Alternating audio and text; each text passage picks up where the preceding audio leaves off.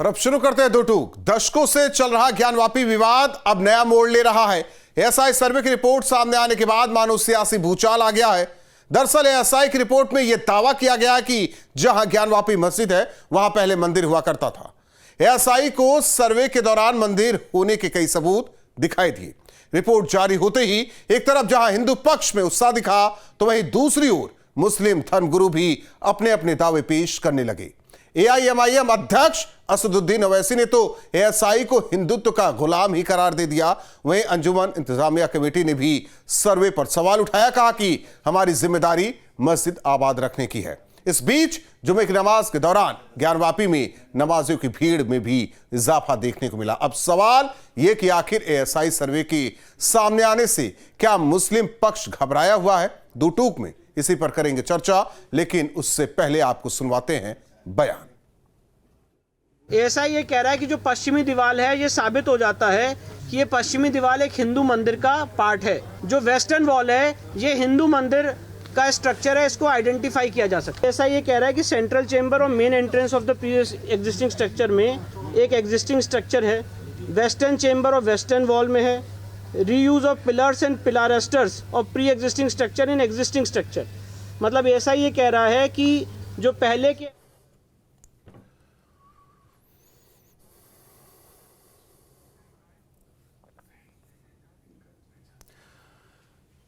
ज्ञानवापी परिसर में जो मिला, एएसआई की टीम ने उसे अपने सर्वे रिपोर्ट में दर्ज किया। सर्वे रिपोर्ट का एक एक पन्ना गवाही दे रहा है कि ज्ञानवापी मस्जिद की दीवारें मंदिर के अवशेषों पर टिकी है, लेकिन मुस्लिम नेता और धर्मगुरु लगातार इस पर सवाल उठा रहे हैं। अब सवाल यह कि क्या ज्ञानवापी का मुद्दा अयोध्या विवाद की जगह लेने वाला है, या अब सर्वे रिपोर्ट के बाद यह विवाद खत्म हो जाएगा? दो टूक में इसी पर करेंगे चर्चा, लेकिन उससे पहले न्यूज स्टेट के बड़े सवाल।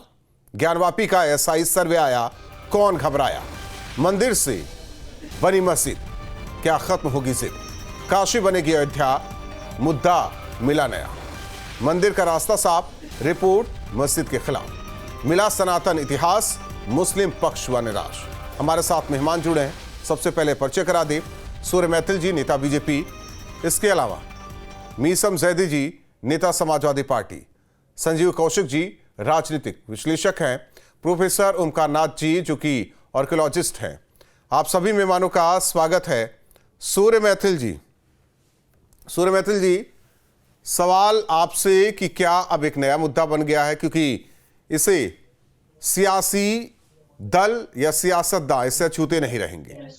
सवाल यह कि एएसआई की रिपोर्ट आई है, हिंदू पक्ष मुस्लिम पक्ष के अलग अलग बयान आ रहे हैं सामने, क्या इसे भी अब धार देने की कोशिश होगी? धन्यवाद। पहले तो आपको, आपके सभी दर्शकों को भारत माता की जय, वंदे मातरम और जय जय श्री राम। और आज तो मैं ये कहूंगा कि हर हर हर महादेव। आपने कहा कि एक नया मुद्दा मिल गया है, तो मैं आपकी जानकारी के लिए और आपके दर्शकों की जानकारी के लिए बता दूं कि हमारे लिए हमारे जो आस्था के केंद्र हैं वो कभी भी मुद्दा नहीं है, वो हमारे जीवन का आधार है, हमारे जीवन की शक्ति है, हमारा शक्ति पुंज है।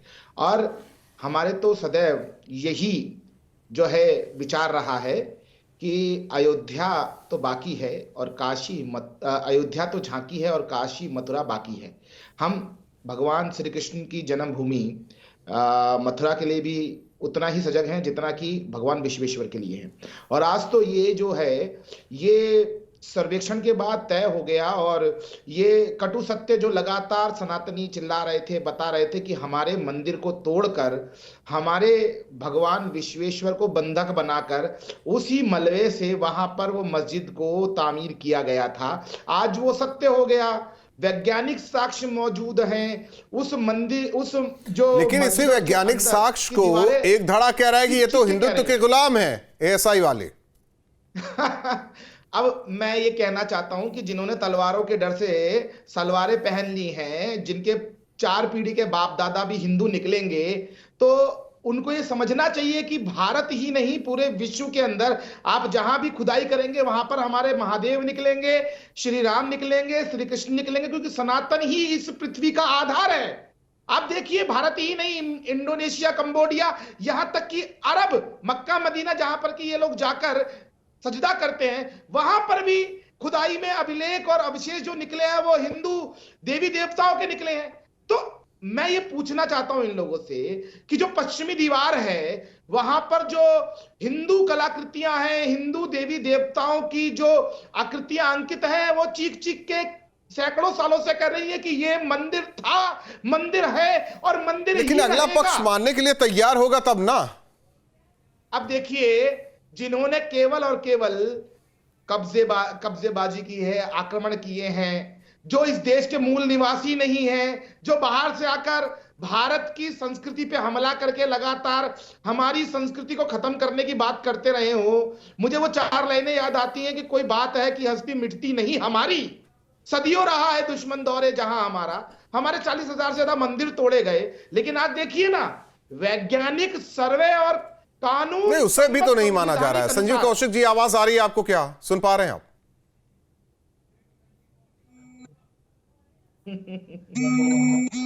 संजीव जी, देखिए, बीजेपी के नेता ने साफ कह दिया है कि ये कोई सियासत का मुद्दा नहीं है, ये आस्था का मुद्दा है। देखिए, हम तो सिर्फ ये कहेंगे कि एएसआई की जो सर्वे आई है, रिपोर्ट आई है, निश्चित तौर पे वो हिंदुओं के उस आस्था को और उनकी जो दावेदारी है उसको और मजबूती मिलता है उस रिपोर्ट से। लेकिन हम एक दूसरी बात ये कहना चाह रहे हैं कि आखिर हम रुकेंगे तो रुकेंगे कहाँ?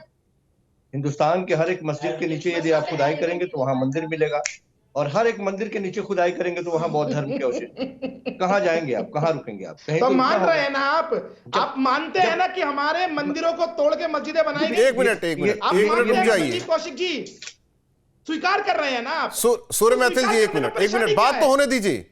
नहीं, मैं संजीव तो जी, केवल इतना कह रहा हूं नहीं, कि एक मिनट बात तो होने दीजिए। बोल रहे हैं तो स्वीकार कर लीजिए। बात तो होने दीजिए। अब यदि वो चुप हो जाए तो फिर नहीं, वो चुप है। संजीव जी, आप बोलिए। हाँ, हम सिर्फ यही कह रहे थे कि आखिर हम जाके रुकेंगे तो रुकेंगे कहाँ?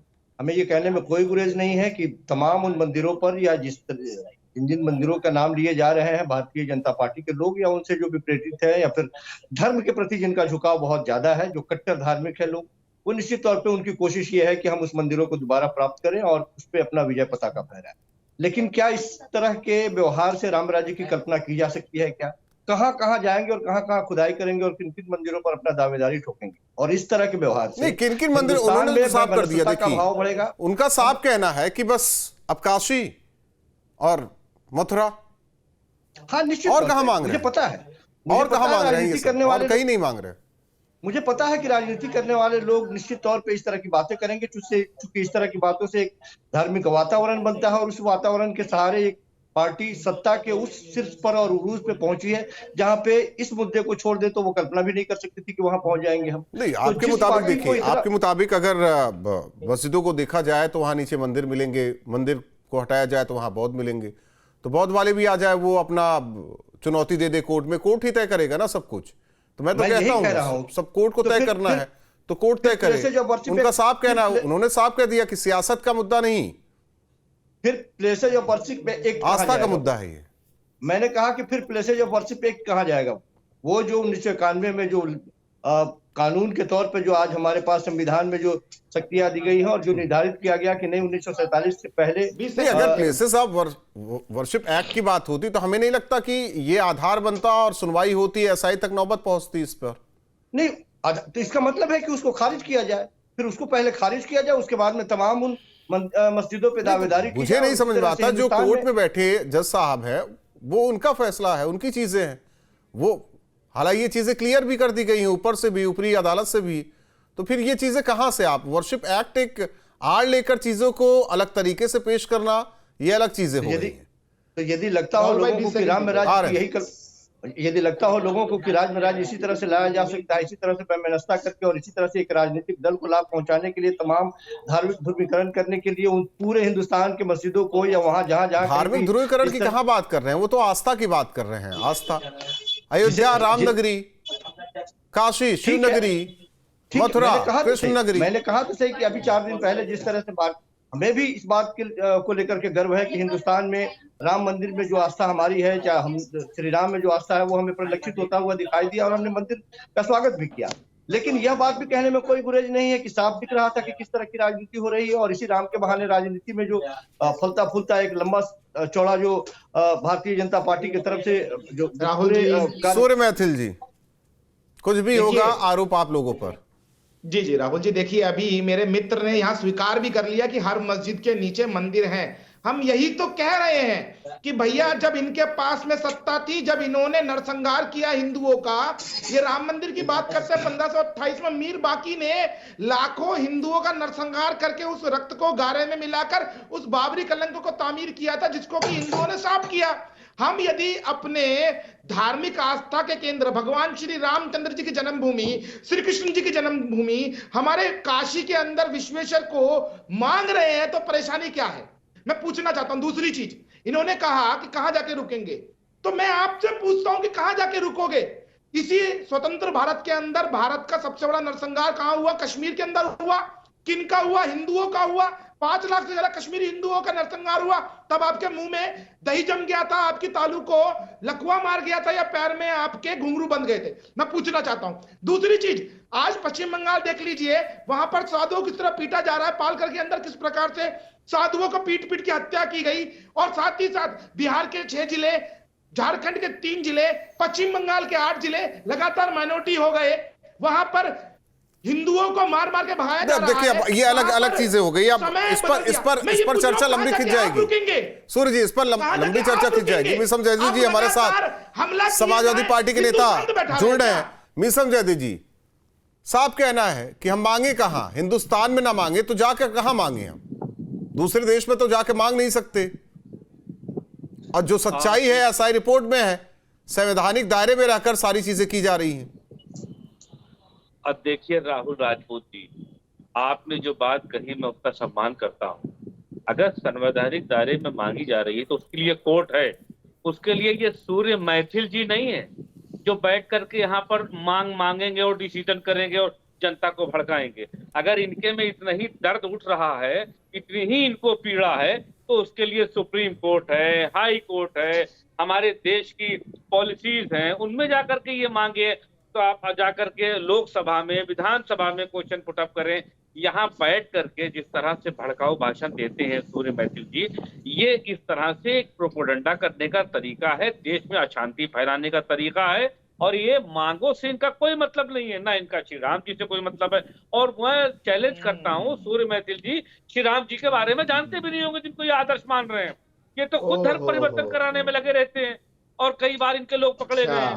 तो इनका इससे कोई मतलब नहीं है। वो तो घर वापसी कहते हैं। ने बिठाया इनको, भारतीय जनता पार्टी ने बिठाया राहुल भाई, और ये मैं निसम जयदी भाई से बोलूंगा कि अपनी 4 पीढ़ी पहले के कागज चेक कीजिएगा। निसम की जगह पे पर्सनल ना होइए सूर्य जी। देखिए मैं कहता हूं कि पर्सनल ना होइए, व्यक्तिगत ना होइए, व्यक्तिगत ना होइए। मैं इतना कहना चाहूंगा सूर्य मैथिल जी, मैं इतना कहना चाहता हूं कि व्यक्तिगत ना होइए आप लोग, व्यक्तिगत ना होइए आप लोग, व्यक्तिगत ना होइए। मैथिल साहब व्यक्तिगत ना होइए। ये किसी न्यूज चैनल पर बैठे हैं और इनको प्रदेश, ठीक है मीसम जयदी जी, एक सवाल आपसे ये है, एक सवाल आपसे ये है कि ठीक है आप कहते हैं बीजेपी ऐसी है, बीजेपी वैसी है।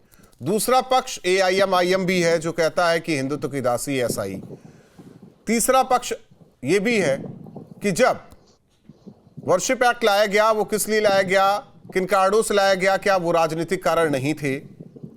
क्या इन बातों को भी आप यही कहेंगे कि नहीं राजनीतिक कारण नहीं थे, वो कुछ था, ऐसा समय था जिस वजह से लाया गया, जिसका बहाना दिया जाता है। लेकिन वो भी यहां देखिए, वो भी यहां क्लियर नहीं। एक पक्ष ये कह रहा है कि सर्वे रिपोर्ट वो खारिज कर रहा है, वैज्ञानिक कारण हो या कोर्ट के आदेश पर हुआ हो, कहीं तो जाकर माना जाएगा ना कुछ।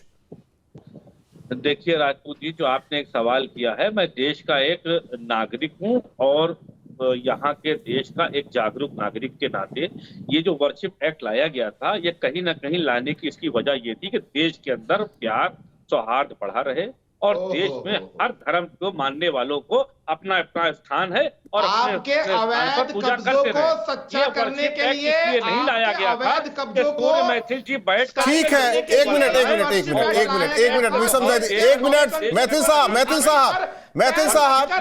साहब जरा शांत रहेंगे, जरा शांत रहेंगे। मैथिल साहब, सूर्य मैथिल साहब जरा शांत रहेंगे। ठीक है मीसम जयदी जी, झंडे के नीचे, ठीक है, मैं मानता हूं सौहार्द के लिए लाया ना, संवैधानिक दायरे के तहत लाया गया था, तो फिर CA NRC को लेकर क्यों भागते हैं सब लोग? उसे उसका भी स्वागत करना चाहिए। जब उसका स्वागत कर रहे हैं तो और भी जो बिल, जो भी एक्ट है, जो भी नियम है, उसका भी स्वागत करें। तब देखिए, वो तो कहीं रोड किनारे लिखा नहीं गया था। नियत में खोट नहीं, नियत में खोट होगा, उसका विरोध होगा। नियत में खोट, वर्शिप एक्ट नियत में खोट नहीं, सीएनआरसी नियत में खोट है। संजीव कौशिक जी, देखिए साफ कहना है, साफ कहना है, देखिए संवैधानिक दायरे में यहाँ कोई लड़ाई नहीं हो रही है। जो होना था वो 90 के दशक में हो चुका है। यहाँ कोई एक दूसरे को न मारने उतारू है। जो है संवैधानिक दायरे में, कोर्ट से ही सब कुछ फैसला हो रहा है, कोर्ट ही तय कर रहा है। कोर्ट को भी बोल दिया जाता है फैसले के बाद क्यों नहीं हुआ। राम मंदिर पर फैसले के बाद आज भी लोगों के जहन में चीजें हैं, वो कभी ना कभी निकल जाती हैं। लेकिन सवाल यही है ना कि सनातन से पुराना कोई नहीं है। आपने ये बात कही शुरुआत में ही कि मस्जिद हटाइए, मंदिर हटाइए बौद्ध। मैं तो कहता हूं जिसका जो हिस्सा है वो चैलेंज करे कोर्ट में, कोर्ट तय करेगा। बिल्कुल करे, चैलेंज करे ना। वही कह रहे हैं ना, विकास की बात करे संजीव जी। एक मिनट, मैथिल साहब एक मिनट, मस्जिद के अलावा भी जैदी साहब, यही सर्टिफिकेट लेके जैदी साहब, नहीं, राम एक मिनट, संजीव कौशिक जी बना करके अपने पार्टी का एजेंडा बना करके राहुल जी, तो आपकी पार्टी बना लेना, आपकी भी पार्टी बना लेना कोई एजेंडा। हम क्यों बना ले? क्यों नहीं बनाते? की जगह मस्जिद क्यों नहीं बनाते? वो अपनी मिसम जैदी जी, मैं गिनवा दूं नहीं, मंदिर मैं गिनवा दूं, तो गुरुद्वारे इबादत मैं गिनवा दूं। ये राजनीतिक अखाड़े नहीं है। मिसम जैदी जी, मैं गिनवा दूं, राजनीतिक अखाड़ा बना। मैं तो कह रहा हूं मैं गिनवा दूं आपकी पार्टी का। राजपूत जी आपको भी रहना है। मैं कहता हूं मैं गिनवा दूं। कोई भी राजनीतिक पार्टी इससे अछूती नहीं है, चाहे वो कांग्रेस हो, समाजवादी पार्टी, बीजेपी। नहीं, प्यार सीधी सी बात है, लड़के देश ठीक में नहीं रह है। पाएंगे। संजीव कौशिक जी, आपसे सवाल था, प्यार से चलेगा जी, फिर से पूछूं या जहन में है आपके? नहीं है। मैं आपके सवाल पे ही आ रहा था। मैं सिर्फ ये कह रहा हूँ कि राम की पैरोकारी करने वाले यहाँ बैठे चैनल में लोग राम की वाणी को ही कम से कम अपने चरित्र में डालें तो बहुत ज्यादा बेहतर होगा। और अब यही बहुत बड़ा एहसान है। वो घुंघरू ताले सिल गए, कश्मीर में क्या हुआ, कश्मीर में क्या हुआ था, करना नहीं आती। नहीं, क्या हुआ कश्मीर में? कश्मीर में बताऊं क्या हुआ? कितने लोगों को अभी तक कश्मीर में जो निर्वासित वहां से हुए पंडित, उसको बसा दिया आपने कश्मीर में। क्या हुआ कश्मीर में? उसके बाद में कितने लोग कहां से कहां चले गए? काशी से कश्मीर चले गए। नहीं, हमें मैंने इसीलिए कहा ना कि ये बोलने को मजबूर किया गया। देखिए, मैंने कहा ये बहस विस्तार ले लेगा, इसलिए मैंने रोका उन्हें। मैं बहस के केंद्र बिंदु पे ही आता हूं। देखिए, ये बात बिल्कुल क्लियर है कि हिंदुस्तान के करोड़ों ऐसे श्रद्धालु हैं, सनातनी हैं, जो धर्म में आस्था रखते हैं और धर्म उनका अपना निजी आस्था का विषय है, ना कि वो कहीं पर जाके समूह में जाके परिलक्षित करने का। ये जो एक रणनीति बना के लगातार इस मंदिर और इस मंदिर पे जो जाने वाले लोग हैं, वो राजनीति से प्रेरित है और वो धार्मिक ध्रुवीकरण करके उस पर वोटों की फसल काटने वाले लोग हैं। हमें ये कहने में कोई गुरेज नहीं है कि यहाँ चाहे बैठे हुए लोग हों या इस तरह के दिमागी, मैं तो कहता हूँ संजीव कौशिक जी, अगर आज जो हम यहाँ बैठकर वर्तमान में बात कर रहे हैं, अगर हम भूतकाल में ही उस पन्ने को सही कर दिए होते, उस अध्याय को सही कर देते, तो आज इसकी नौबत ना आती ना। कहां सही करती? मैं यही जानना चाह रहा हूं। तीन ही तो मांग थी उस आस्था में, 3 जगह, एक अयोध्या, एक काशी, एक मथुरा। अरे नहीं, राहुल, राम राज्य की कल्पना ऐसे नहीं हो सकती है। राम राज्य यदि आप लाना चाहते हैं, क्यों नहीं राम राज्य की कल्पना ऐसे हो सकती है? विष्णु के बिना अधूरे शिव, शिव के बिना अधूरे विष्णु, ये आप अच्छे तरीके से जानते हैं संजीव कौशिक जी। राहुल भाई, नहीं, हम जानते हैं इस चीज को, लेकिन मैंने कहा कि धर्म जो है वो धारण करने योग्य होना चाहिए, ना कि धर्म की राजनीति करनी चाहिए। खुलेआम दिखाई दे रहा है कि एक चीज बताइए, आज आप बीजेपी को कह रहे हैं, लोग हैं जो ज्ञान, आज आप बीजेपी को कह रहे हैं में जो 3 महिलाएं, एक मिनट संजीव कौशिक जी, देखिए बहुत एकदम सादगी के साथ, बहुत साफगोई के साथ, शाहबानो केस के बाद ही तो मंदिर का मुद्दा उठा इस देश में जोर शोर से, ये आप मानते हैं? हाँ ना में जवाब दे दीजिए। हाँ बिल्कुल। तो फिर कहां से आया ये? मैं वही तो कह रहा हूं कि देश की जनता को यह बात समझनी चाहिए कि बिल्कुल राजनीति से प्रेरित इस तरह की सारी बातें, लेकिन वो जनता कहां जाए वो जनता जो ये कह रही है कि ज्ञानवापी तो हमारा है, विश्वेश्वर जी अंदर बैठे हुए हैं, हमें मौका नहीं मिल रहा है, गौरी श्रृंगार जी अंदर हैं, हमें मौका नहीं मिल रहा, वो कहां जाए, किससे कहे? मैंने यही कहा कि क्या इस तरह से हर एक मंदिर के ऊपर कब्जा करके या इस तरह से हर मंदिर की बात तो नहीं हो रही है ना सूर्य मैथिल जी, अब इसे हर मंदिर से जोड़ दिया जा रहा है। देखिए, भाई साहब, मैं इनसे कहना चाहता हूं कि ये आईना जब भी उठाया करे पहले देखा करे और फिर दिखाया करे। ये अभी राम राज्य की परिकल्पना, धर्म को धारण, बहुत सारी ये ज्ञान की बातें कर रहे थे, बहुत अच्छा लगा सूर्या जी मुझको। अपनी आवाज सुन लीजिए, अब मैं आपके बीच में नहीं बोला, थोड़ा भद्रता का विषय रखिए। राम को मैं चरित्र में आपसे तो ला नहीं पूछता हूं सकते, राहुल भाई, आपको उम्मीद ही नहीं है इस कि देश के संसाधनों पर पहला अधिकार मुसलमानों का ही किसने कहा था? इस देश के अंदर शाहबानों का मुद्दे पे जब कोर्ट ने ऑर्डर किए थे तो इनकी धार्मिक भावनाएं आहत हुई थी, तब इनको याद नहीं था।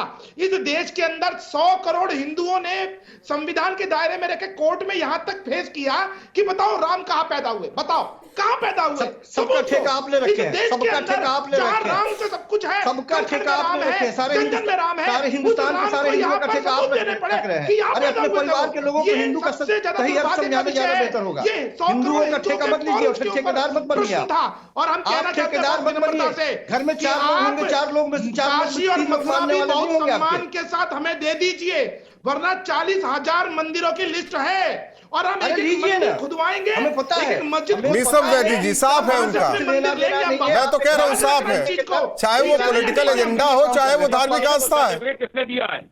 नहीं, हाई कोर्ट ने दिया या सुप्रीम कोर्ट ने दिया सूर्य मैथिल जी को इस तरह की बात करने के लिए?